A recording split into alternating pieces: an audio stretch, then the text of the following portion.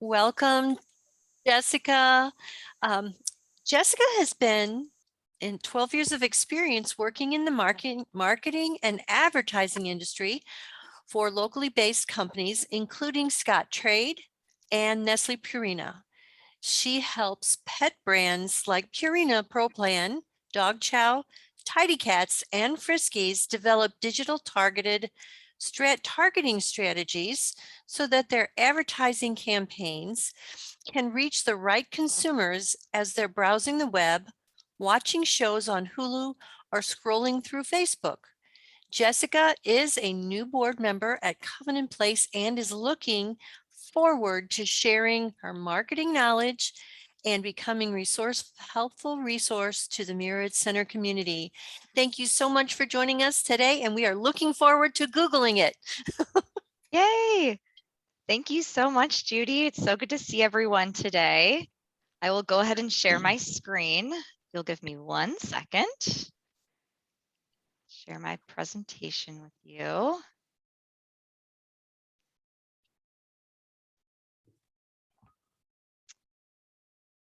Okay, hopefully you all are seeing my opening slide. It looks great. Great. Okay, so hi everyone. I am Jessica Mirowitz.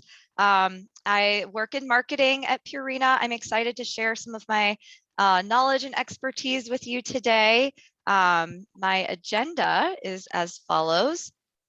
I will be walking through a couple different ways to do a search on Google.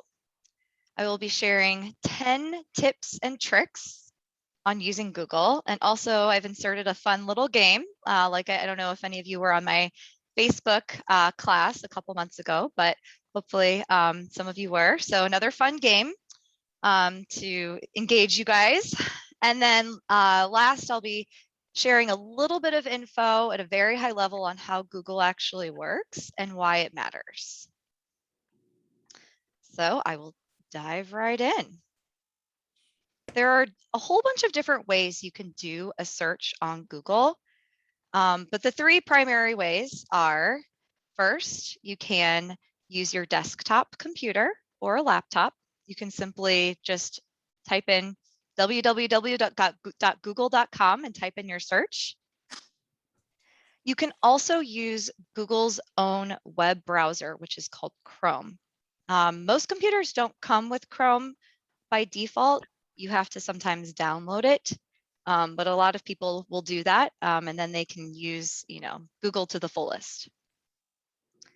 You can also use a mobile device, so like an iPhone, Android, or an iPad, but you have to download the Google app, and then you can just do a simple search there. And then third, what's sort of becoming the future of search is using your voice and not having to type anything in. So there are products for sale, like speakers that you can put in your home where you just talk into the speaker and say, hey, Google, and you can search something. You can also use your voice on your mobile device and so instead of, again, typing something out, you can just, click the little microphone button and use your voice to search for something. That really is the future of where search is going, and it's kind of exciting and cool. So now I have a whole bunch of tips to share with you. The first one I think is, I'm really big on privacy, which I talked about a lot in my Facebook class. One thing that I think is really important to keep in mind when you use Google is that it saves all of your recent searches across all of your devices. So anyone you might share a laptop with or a phone with, when they pull up Google, they'll see all of the last 10 recent searches that were done on that device. This can be seen right when you enter your cursor in the search bar before you even type anything in. So if privacy is a concern for you, or if you don't want someone seeing what you recently searched for, you have to go in and manually delete your search history. So say, for example, I actually am sharing with you some of my recent searches. And say, for example, I wanted to surprise my husband with Cardinals tickets. If he were to open up the computer and click on Google, he might see, oh, someone was searching for Cardinals tickets recently, and it might ruin the surprise.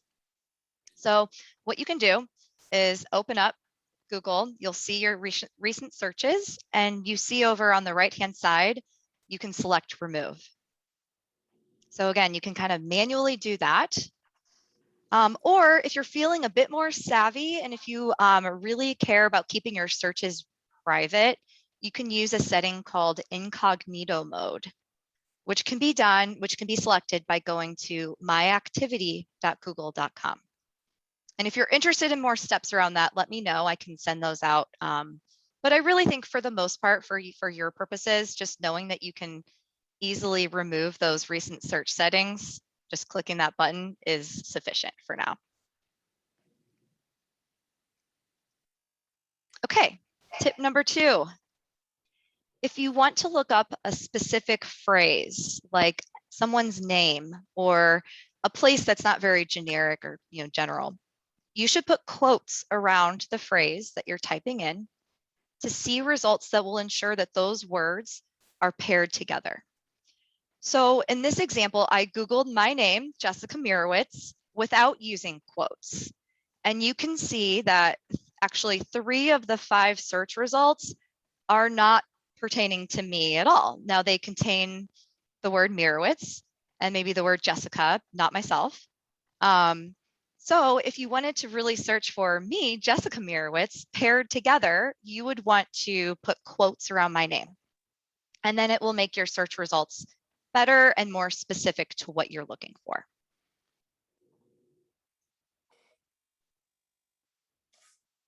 Okay, tip number 3.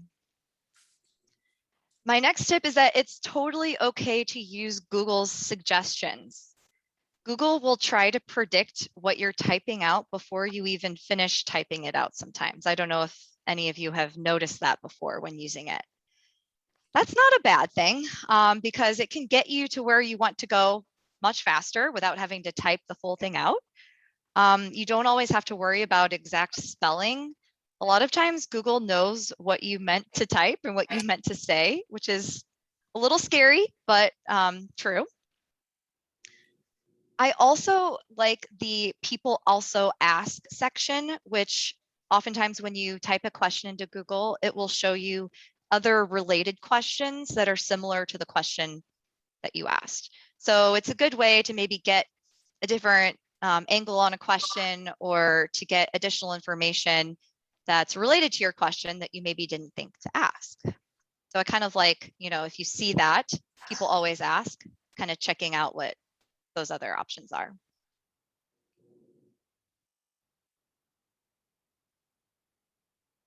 Okay.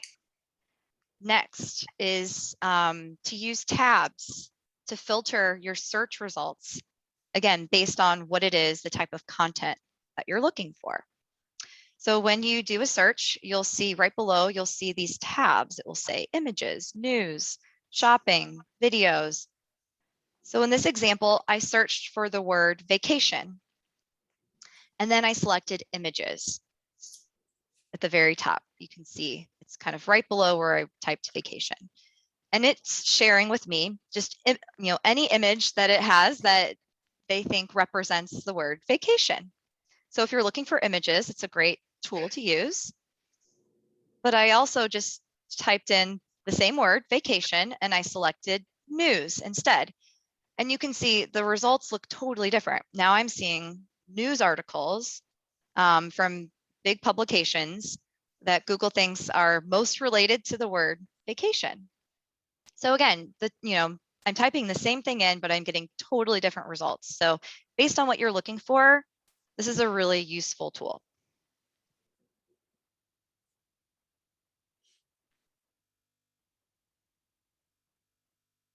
Okay, something else that you can do on Google that I think is kind of cool is there's a shortcut to use it as a dictionary or even a pronunciation tool. All you have to do is type in the word define and a little colon behind it, and then the word that you're wanting to look up. And it will immediately at the very, very top of the page give you a definition of that word. You can also click on the little blue speaker that's in a circle, and Google will speak to you through the speakers of your computer, and we'll tell you how to pronounce that word. So I think that that's kind of a cool little feature. But what's even more cool, in my opinion, is that you can use Google as a translator. So you can go to translate.google.com and you can translate pretty much, English to any language you want. You can either type in, or you can even, in some cases, speak into it using the little microphone tool. And then you can select what language you want it to translate to, and it will do that for you. You can even click that little speaker button again, and it will, again, speak to you through your speakers and say how to say that phrase. So I think that's a really cool feature that they have that not many people may know about.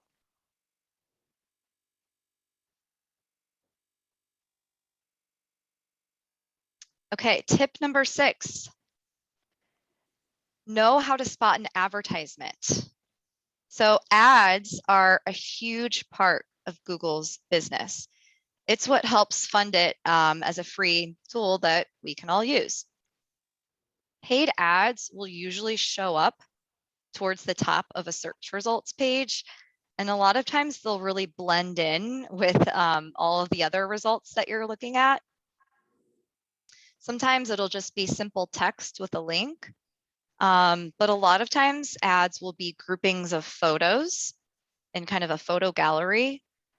If you're searching for something like a product or a brand. So in this example with the watches, I just searched for the word watches and a whole bunch of pictures of watches showed up that I can buy online. You can always tell if it's an ad because it will say ads or ad in the top left corner in bold. But again, it's not very, I've circled it in green so you can kind of see what they look like. But it's not like it's very splashy. It's not very prominent. It definitely blends in, but it will say that it's an ad. It's okay to click on ads. When you do, the advertiser gets charged a teeny tiny little fee when you click. But I think one thing that's good to keep in mind is that advertisers are competing against each other on Google all the time to get their products to show up. So if you search for a specific brand or product, you're probably going to see a bunch of ads for that brand and all of its competitors. So I think it's just something to keep in mind.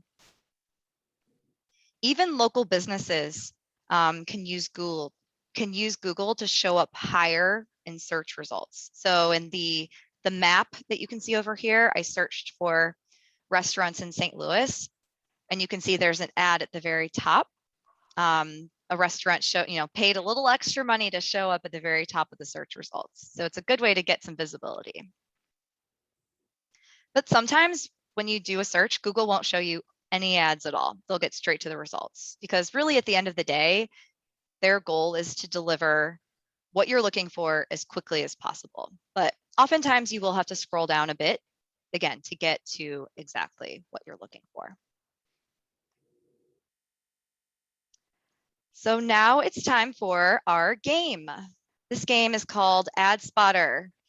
So I'm going to ask you all to tell me, you can type into the chat box, which box contains the ad, A, B, or C? I'll give you a minute to think about it and type in your response.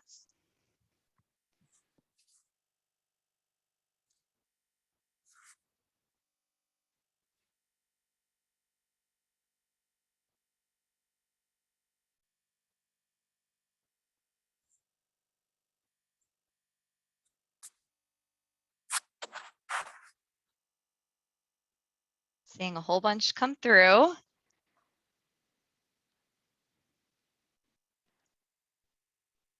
Okay.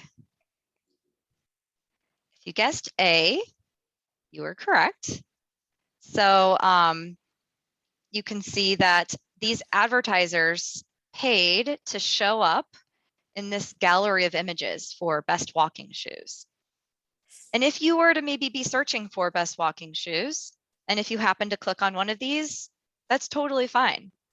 But keep in mind, if you're wanting to do more research or see a broader range of products, you may want to scroll down below the ads and see what else there is. You can also see that there are stars underneath those pictures. Those are reviews that people have left. So if you're, again, in research mode, wanting to see what people have to say about this product, that's a great way to do that. But also, you know, I might recommend checking out, and going to go backwards, B, you can see there's a blog under runnersworld.com, which I think is a pretty reputable source of information for runners or walkers, where they're saying here are the best walking shoes of 2021. So if you're looking for something a little bit more unbiased, that's, you know, that's been reported on, you know, that might be a better resource. So again, it's based on what you're looking for. Okay, and next, which box contains an ad? Give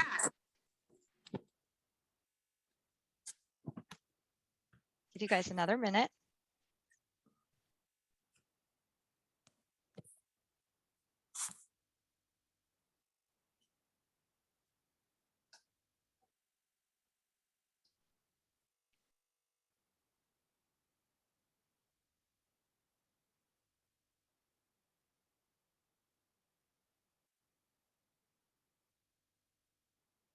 Okay. If you guessed C, you are correct. So here you can see there's another photo gallery of products that are available to purchase online if I were to search for the best mahjong sets. But again, similar to before, if you're wanting to do a little bit of research first, you could read through the articles that are in, like, say, in example A or in D. Or if you're wanting to see where you could go that's nearby to actually buy the product in person, then you would click through and look at what's in the box B. So again, it's kind of just something to keep in mind that, you know, advertisers are paying to show up here.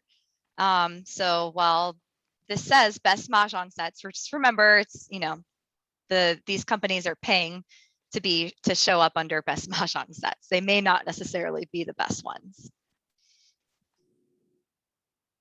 Okay, so back on to the rest of my tips. This one I thought was cool. You can actually look up any flight status without actually having to go to the airline's website and search for what you're looking for. All you have to do is type in the flight name and number into the search bar, and it will tell you at the very top of the results whether it arrived, whether it's running late, what time it arrived. I think it's pretty cool that you can just use Google to do that across all of the different airlines.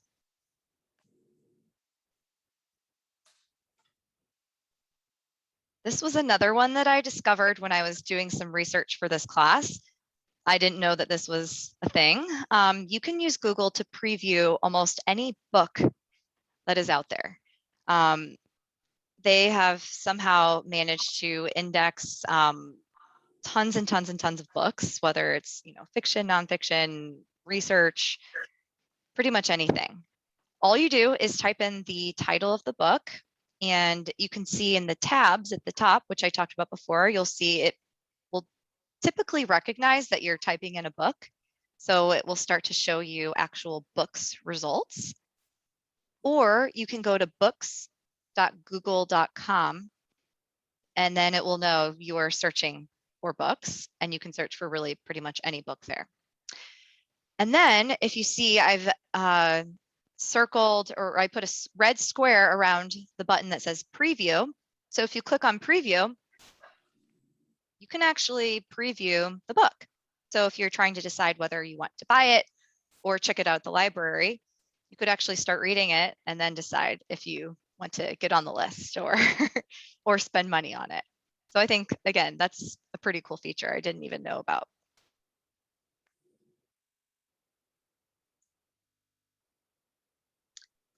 So tip number 9, this is something that has to be done on a mobile device using the Google app on your, whether it's your phone, iPad. you can use Google to identify any song, not just a song that's playing in the background, but you can even sing a song into your phone. You could hum a tune or maybe some lyrics, and Google will try to guess. They're pretty good at it, what song you're singing, and then will, provide information on who sings this song, and any other information about that song you might be interested in. So basically what you do is you click on the little microphone button in the search bar, and then you click a button that says search a song, and then it will start kind of listening. And that's when you can either sing the song into your phone, or if a song's playing in the background, it will identify it immediately. I think that's pretty cool. And then last, tip number 10 is also something that needs to be done on your mobile device, similar to the song. And this is called Google Lens. This was actually featured in the Tech Tutors Guide. It's on page 34 if you want more info on it. This, I think, is one of the coolest features of Google right now. You can take a picture of any object or living being. Like you can see, I took a photo of my dog, and Google will scan it and will give you more information about that object. So I literally took a picture of my dog. This is Wesley. He's an Aussie Doodle.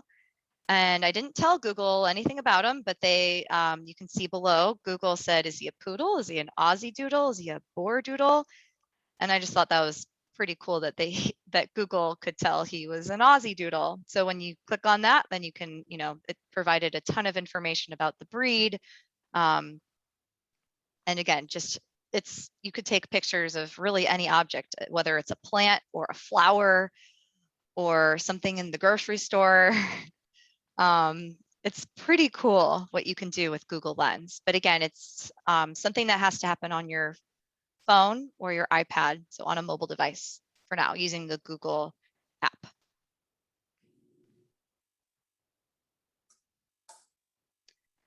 So that's it for my tips. And now you may be wondering, how does this all even work? Why is Google so smart? How? Why do so many people use Google instead of some of the other browsers? I think that's also a common question. There's a lot of different ones you can choose from. So I won't get into all the technical weeds of this, but there are 4 factors that influence what you see when you do a search on Google that I think are important to keep in mind. So the first is called indexing. Google is able to sort through the entire internet, and it organizes all of the information about all of the web pages into its own kind of internal library. They know what a site is about based on the words that it can identify on that site. Next, Google assesses a website's authority based on how the rest of the internet interacts with it. So say I own a website and 100 other websites are linking to my website. That constitutes as 100 votes from people, and that gives me more authority. So if I have 100 votes and other sites have maybe 5 or 10 votes, then my site will have more authority and is deemed higher in the rankings and is more likely to show up than those other sites. So people who own websites do a lot of things to them to make them more search engine friendly. I won't go into what all those things are, but these are a lot of people's full-time jobs out there. It's just working on making websites more Google friendly. So it's a bit of gaming the system a little bit. Then there's paid ads, which I talked about before. It's a live auction environment where ad placements are given to the highest bidder. It's a very fluid and dynamic environment. Sometimes you'll see lots of ads, sometimes you won't see any ads. Sometimes you might Google something, go back and Google the same thing 10 minutes later, and the results look different. You're like, why is that? Why am I not seeing what I saw before? And that's oftentimes because maybe you saw some ads that they were testing out on you. Maybe they're trying different variations, or maybe, there's a different advertiser that's trying to get in the game. So that's why oftentimes, it can be very dynamic and fluid. But then the last one, and I think what really distinguishes Google the most from all of its competitors, is the way that they use data about their users to make the experience better and more tailored to them. So Google knows what I've searched for, as I showed you before. They know what I've clicked on. They even know what my location is, and they can use that information to estimate many things about me. Google's actually come under fire for this in recent years, as have other big technology companies. They've been in the news, been in the limelight for using consumer data in ways we're not generally fans of. Other search engines, so you may recognize a couple of these other logos down below. There's Safari and Firefox. They kind of have raised their hand and say, we care about privacy and keeping your information safe. So that's why some people prefer to use those other search engines. Also, a lot of times when you get a new computer or you get a new laptop, the default web browser won't be Google, it will be something else like Bing or Internet Explorer. Those are those other examples below. But a lot of times people end up switching to Google because it can do all of those cool things that I just showed you above. And they just find it to be better and smarter. And Google knows me better than I know myself for all of those reasons I just listed above. So it's an interesting balance. So why do I think this is important for you guys to know? Google does the best it can to show you what's relevant to what you're searching for, but in some cases, it's not always going to be the complete picture. There's always going to be an element of advertising or some of, gaming the system, if you will, in the search results that you see. And I just think that's important to keep in mind. So we can't always rely on Google to answer our most important and complex questions, like things we would ask a health professional or a doctor. But I think it's really great for some of the more fun, light things like shopping or looking up a recipe or a sports game score. So for things like that, it's great. And I just think that's important to keep in mind as a user of this tool. So the last slide that I have to kind of leave you with are it's related to Google, but also it's related to just consuming information online. So these are just some questions that I think are important to ask yourself when you're just reading content online. So 1, ask yourself, have I heard of this website before? Have I gotten my news from here? 2, who wrote the content? Is there a byline? Is it in the opinion section of a news site, or is it a blog or an online forum? Depending on who wrote it, can have a big impact on how valid this information is. And it's just something that you should keep in mind when you're reading it. When was it last published? Is it outdated?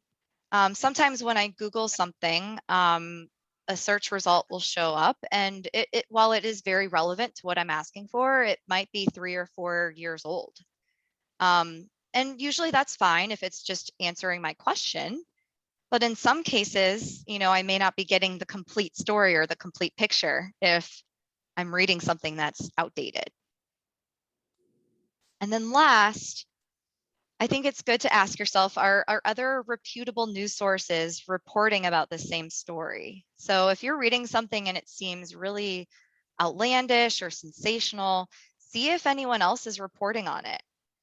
If not, then it probably can't be trusted because it probably has not gone through the rigorous fact checking that reputable news sources go through.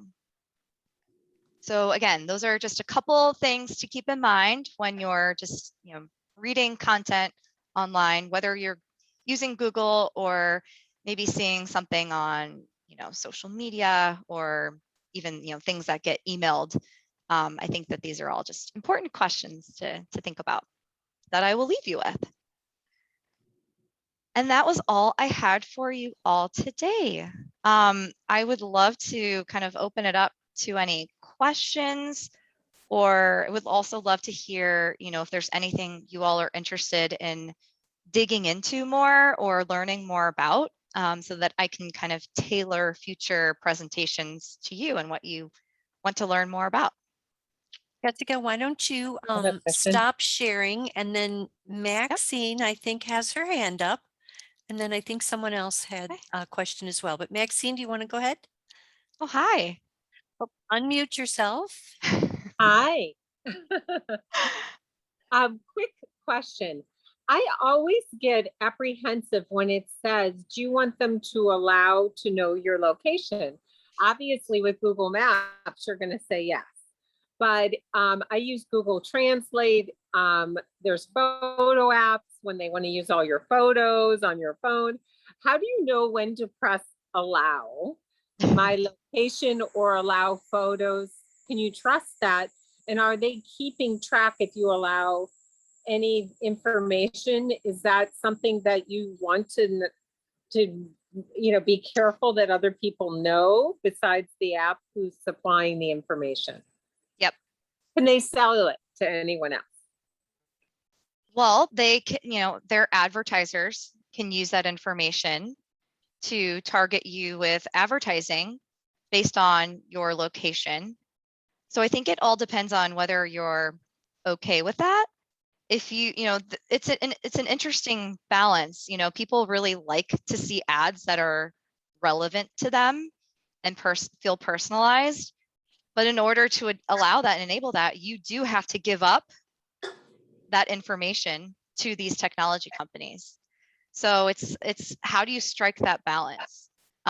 Sometimes you can select, only use my location while I'm using this app. So I'll do that a lot of times, when I'm using Google Maps or Photos. Thank you. I always try to do it, only use one. Yeah, and I personally am comfortable with it, but I totally understand when some people aren't. And the only downside really is that you just may not see ads that are as personalized to you. Like you might see something that's just not as relevant. So I think that's okay. If you're worried about privacy, then I wouldn't allow it. But yeah, it's kind of the norm now with a lot of these tech companies. They're so good at what they do. That's why Google is so smart and so good at what they do, and kind of almost, again, like predicting what you're going to say before you even say it, because maybe others who are nearby within your vicinity, others in St. Louis are searching for the same thing. Google knows that. It's kind of crazy. Thank you. Thank you.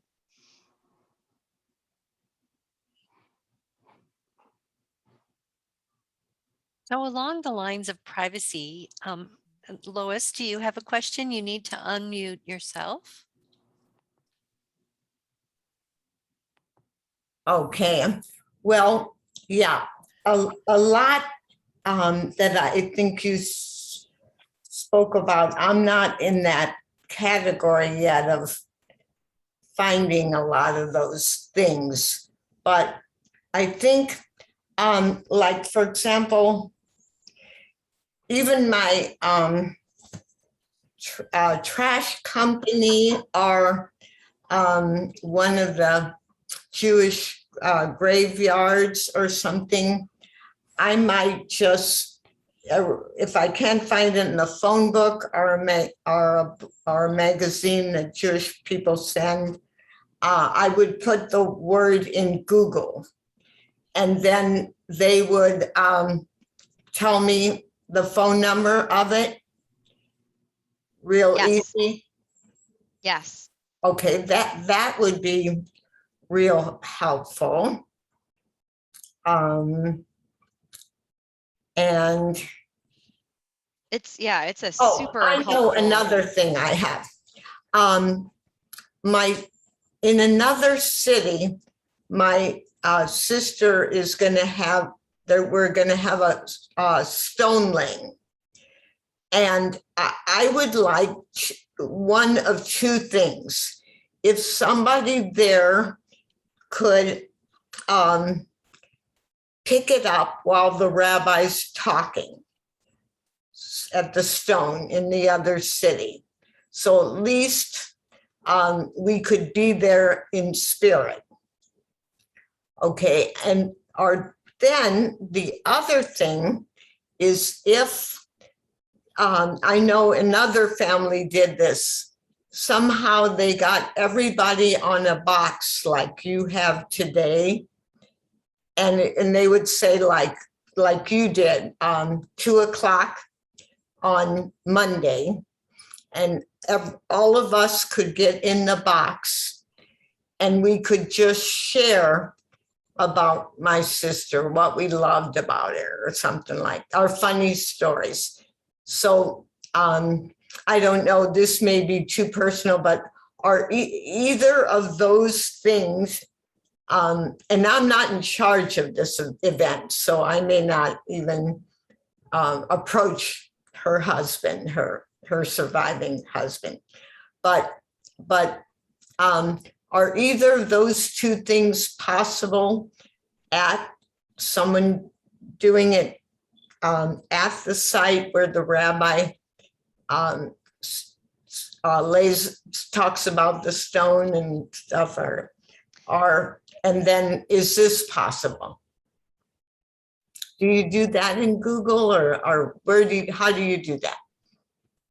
I think that would be setting up, a Zoom call or a live stream, which I think a lot of the services, provide that feature where they would live stream. Yeah. Google wouldn't necessarily be the tool for that. It would be using Zoom, which is, what we're using to meet today. And then, someone would have to coordinate, the video and the setting up the Zoom link and sending that out. So that would be more of a Zoom thing. But the synagogue should know how to do that. But in the other city? Yeah, the synagogue in the other Correct. city should know how to do that. Okay.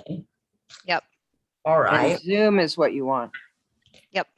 So Jessica, one of the things that I kind of like to use in Google is where we can share our Word document or something, and that's a little bit more on a professional level, but still families do it. If they wanted to, keep some kind of an Excel spreadsheet or keep some kind of a Word document on maybe inventory of their home, what they have in their home, so that in the event of something happening, you don't have to look for a piece of paper. Yeah. It's Google a shared, Docs. Yep. shared document on Google. And I think That's- that's very yeah. helpful, in my life. So I think it's That could be a whole other class. Yeah, it would be. actually it would be, but Using Google Docs. There's so many useful tools that you just mentioned and more. And again, those are separate from search. So those are private, and those are, pertain just to you and your account. So you don't have to worry about Google using information in your Google Docs to target ads to you. So that's good.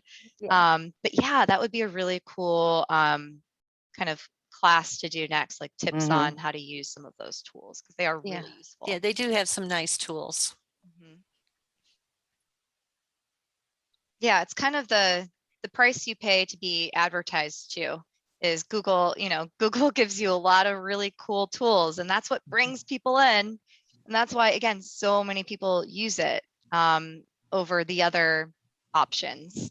They just keep coming out with all of these great resources, which then makes them more, the more people they have in their platform using Google, then the more money they can make from their advertisers. So that's why they, have invested so much in all of these great tools. It's kind of interesting to think about.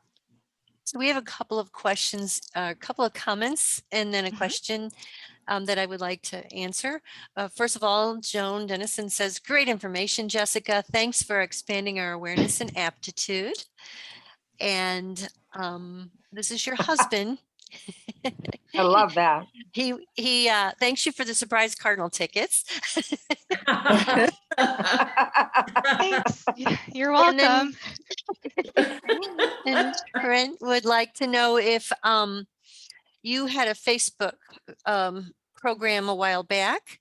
Yep. I think that was a Facebook program, yeah, in April. And yes, Trent, they are, every program that we have is recorded and on our Mirowitz Center website. I will send out the reminder, and once this will also be recorded, and you will be able to go to that website and search for that, look for the previous.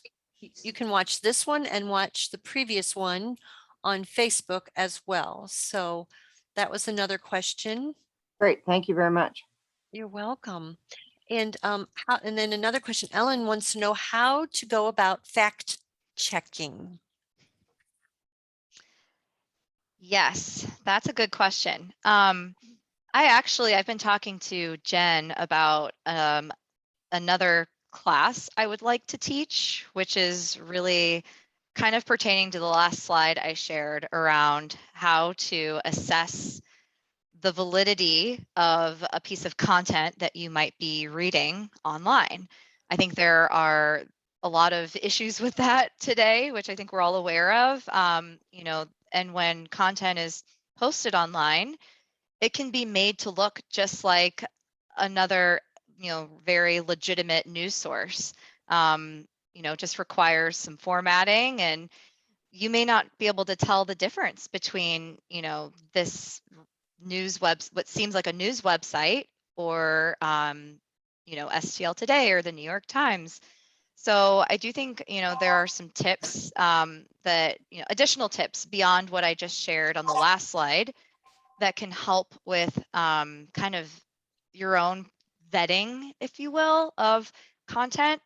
But I do think, fact checking shouldn't be on us as the consumer. That's a lot of work, on us. We should be trusting that, the legitimate news organizations have entire departments that are focus on fact checking.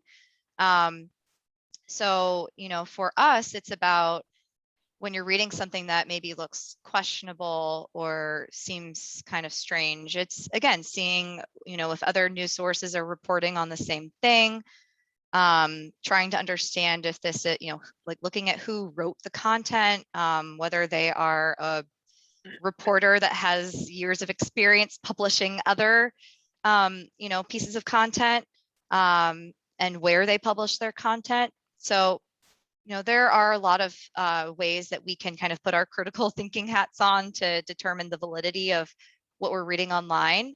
And I would love to, dig into that topic if you guys are interested in that. It's not even just, news articles. There's also video and what we might see on YouTube, or, in an email. So yeah, there are some tips I can share on that, additional tips, and would love to do that if that's of interest to you guys. I think Lynn Liss had her hand up. Lynn, did you have a question? Oh, Harvey, do you have a question? I thought it might be good to have a future class on the different kinds of social networking. Yeah.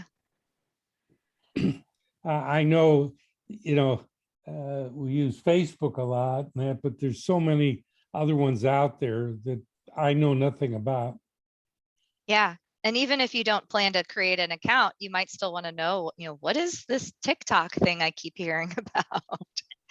It might be good just to have an understanding of what, the different platforms are and why people like them, and what makes them all kind of unique. I would love to talk about that more too. And then, if there is a specific platform that you are actually interested in creating an account, learning about, I would be happy to dig in there too, whether that's Twitter or even Pinterest, I think is a really popular app that a lot of people like to use. Yeah, that would be great. I'll talk to Jen. We'll get it. We'll Sounds get it good. scheduled. Sounds good. I think Lois has another question. I really appreciate your workshop because even though some of the things are advanced for me, like I'm not in the category of taking a picture of my dog or something like that, because I'm just trying to go on wonderful things like this. But, you know, at least it's in my brain. I see what is possible and I get a first or second step to it. So then someday when I am more savvy, I will go to the second step on the ladder. So thank you. I would like to attend many of you're a very clear speaker. Thank you for your time and Thank you, skill. Lois. Thank you so much. That means a lot. And I know that there was a lot of information shared today, but hopefully if you took away even one or two things, I think that's a win for me. So I'm really excited. Thank you. And Tigger has a question or a comment. I'm not sure exactly, maybe you would like to expand on this, but I would like to learn on Google Map in a future lesson. So I'm not sure, Tigger, if you would like to unmute, you could expand on your comment. I do have a Google Map on my iPhone, and I would like to learn how to use, especially when I walk, because I don't seem to follow the direction right. I always tend to go to the opposite direction, you know?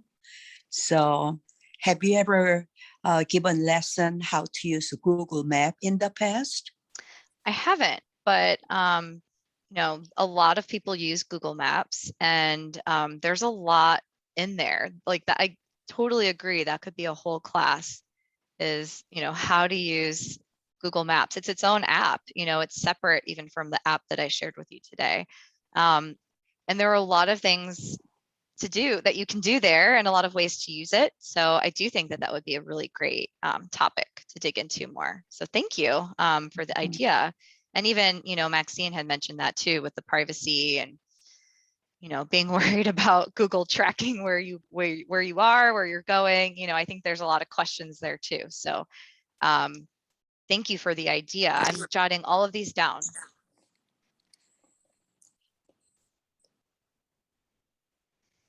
Do we have, excuse me, do we have some more questions today or comments? I just realized this is Lois. I loved your comment about how to do the book, the review, and I'd like more of that with books and movies. Okay. Thank you. And yeah, and Google Map on the computer. Yep, it's on the computer and on the phone. So, yep. Awesome. This is so helpful. Do we have additional questions, comments? I think we're processing all of the information that you provided today because it is a lot of information. Google is packed full of opportunities for us to learn and to use. And you just touched the tip of the iceberg today. And I really appreciate everything that you shared today. And this, again, everyone, this will be available. The recording will be available on our website. I will send the link for the recording to everyone here today. And then you can also, while you're there, you can check out other links that are there in addition to checking out the previous Facebook program that Jessica provided. So again, Jessica, thank you so very much. We really appreciate you speaking for us today and helping us learn. And You're so welcome. Thank you guys for your tickle time. tickle our interests for more. I'm excited to do more. Thank you guys all so much. I hope you Okay. enjoy Thank the nice you. day. Thank you, everyone. Thank you, everyone, Take for care. being here today. Go hear President Biden. He's going to explain Afghanistan now. Oh, okay. wow. Thank you. Thank Thank you, you. everybody. Thank you and have a great day.